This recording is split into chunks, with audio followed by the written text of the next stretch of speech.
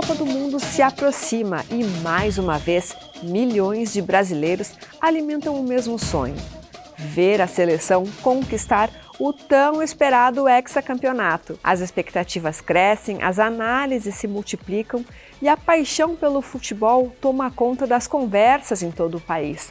E é justamente sobre essa trajetória, suas curiosidades, transformações e momentos marcantes que vamos conversar no programa de hoje. Vamos juntos conhecer a história da Copa do Mundo. Para entendermos a dimensão da Copa que conhecemos hoje, precisamos voltar no tempo, até 1930, quando foi realizada a primeira edição do torneio no Uruguai. Foi uma Copa relativamente pequena em número de participações, então nós tivemos 13 seleções participando. O campeão acabou sendo o país sede, né? Muito pela questão logística também. Então se tem alguns relatos de que a logística dificultou muito, quem teve que viajar. Os próprios países aqui próximos também tinham que seu deslocamento um pouco diferente do que é hoje, né? Então ou viajavam de ônibus ou enfim outros meios que não o avião. E por fim quem acabou ganhando foi o Uruguai. Foi a primeira Copa. Fato importante também foi a construção do Estádio Centenário no Uruguai, estádio que é histórico e até hoje todo mundo gosta de ir lá para conhecer esse estádio, que foi o primeiro estádio de Copa do Mundo. E quando falamos em Copa do Mundo, é impossível não lembrar de um dos capítulos mais marcantes e dolorosos da história do futebol brasileiro. Em 1950, o Brasil sediava a Copa e estava a um empate de conquistar o seu primeiro título mundial, diante de quase 200 mil torcedores no estádio do Maracanã, no Rio de Janeiro. A festa parecia pronta, mas o que era para ser uma celebração histórica acabou se transformando em uma das maiores surpresas do esporte. Nós temos a construção também do estádio Maracanã, o maior estádio do mundo na época, tá? Que no jogo final, que na verdade não era uma final, era um quadrangular final, era uma forma de disputa um pouco diferente da de hoje. No jogo que decidia o título, o Brasil poderia empatar com o Uruguai.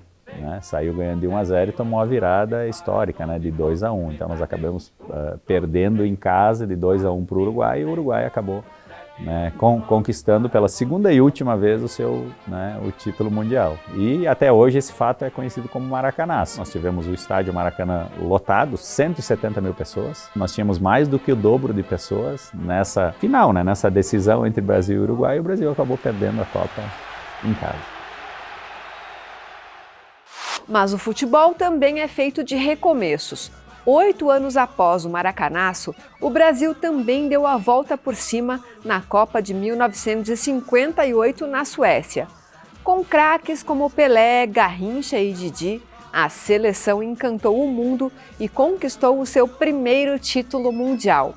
Aos 17 anos, Pelé brilhou com atuações decisivas e ajudou a levar o Brasil ao topo do futebol. Mais do que uma conquista, aquela vitória representou a superação da decepção de 1950 e o início da trajetória brasileira como potência mundial. Em 1958, o fato mais marcante que nós temos foi o surgimento de Pelé, Com 17 anos, ele já foi o craque da Copa. Ele era a síntese do que deve ser um esportista, um bom esportista, Então ele era muito disciplinado e muito atlético. É diferente do que nós temos hoje em alguns clubes, Nós temos muitos jogadores de futebol, poucos atletas, Que é aquele que se dedica, que cuida da parte física, parte alimentar, parte psicológica. O Pelé era um atleta completo. Alguns até falam, mas ele jogou numa época em que o futebol era diferente, era um pouco mais lento. Se ele jogasse hoje, ele ia se adaptar. Quem olha os vídeos do Pelé driblando, chutando, subindo para cabecear,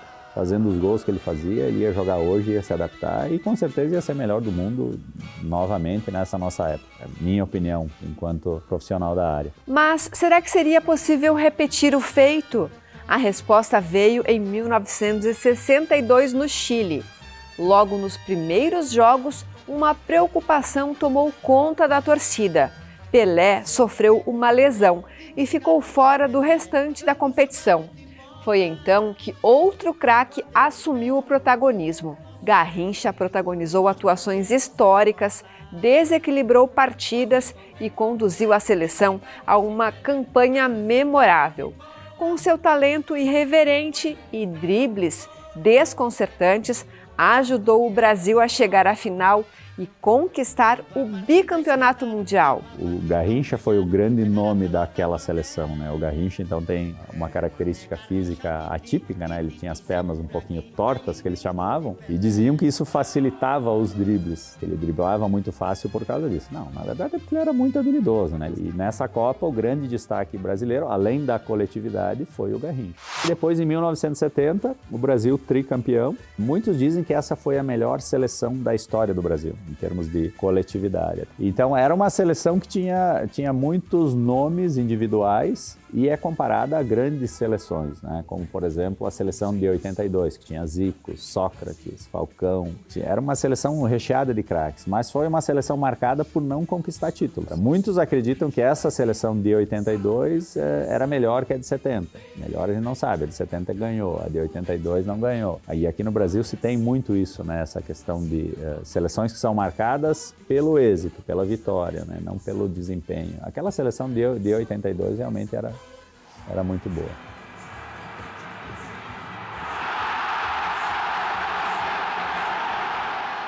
E aí, em 94, com uma seleção que muitos aqui no país não acreditavam, o Brasil acabou se classificando ali nos últimos jogos e foi para a Copa meio desacreditado, né? Lá na Copa, nos primeiros dias de concentração, teve a dupla de zaga lesionada, então quem assumiu foi a dupla de zaga reserva, com desconfiança, mas depois a gente viu o que aconteceu, né? Era uma seleção muito fechada, muito unida e muito obediente às questões táticas, né? E, claro, nós tínhamos Romário e Bebeto como dupla de ataque. Então, ali o Brasil conquistou o tetracampeonato, né? A frase marcante do Galvão, é tetra, foi bem emocionante assim. É tetra! O Brasil é tetracampeão mundial de futebol! A Copa do Mundo de 2002, realizada na Coreia do Sul e no Japão, marcou a conquista do tão sonhado pentacampeonato brasileiro. Com um time repleto de craques como Ronaldo, Rivaldo, Ronaldinho Gaúcho, o Brasil fez uma campanha impecável. Na final, contra a Alemanha, Ronaldo marcou os 2 gols da vitória por 2-0, garantindo a 5ª estrela na camisa da seleção. Uma conquista histórica que consolidou o Brasil como o maior vencedor das Copas do Mundo. Aí, em 2002, a seleção do Filipão, né? Então, essa é outra seleção que era fantástica, assim. Na minha opinião, o Brasil sobrava, assim, com relação às outras seleções, né? A Alemanha, que foi a finalista, não viu a cor da bola, né? Todo mundo esperava um jogo, assim, duro, difícil. Foram 2-0, assim, ao natural. Poderia até ter sido mais. Eu acho que o Brasil tem boas possibilidades. Não é o favorito. Eu acho que hoje a grande favorita é a França, né? Tem o melhor time e o melhor plantel. Mas o Brasil já teve melhores times e melhores plantéis em outras Copas que não ganhou. Então, Copa do Mundo não ganha sempre o melhor, né? Tem maiores possibilidades, mas não ganha sempre o melhor. Então é uma questão de encaixar, né? E o público, ele vai conforme a equipe. Então, se o Brasil ganhar bem a primeira, né? Fazer um 2-0, um 3-0, pronto, a torcida já está junto, já está todo mundo falando no jogo final e no Hexa. Eu tenho boas expectativas, né? Eu gosto muito de Copa do Mundo. Copa do Mundo é aquele evento que tu acorda de madrugada para assistir, tu acorda às 6 da manhã, tu vai dormir, né, às 2, enfim.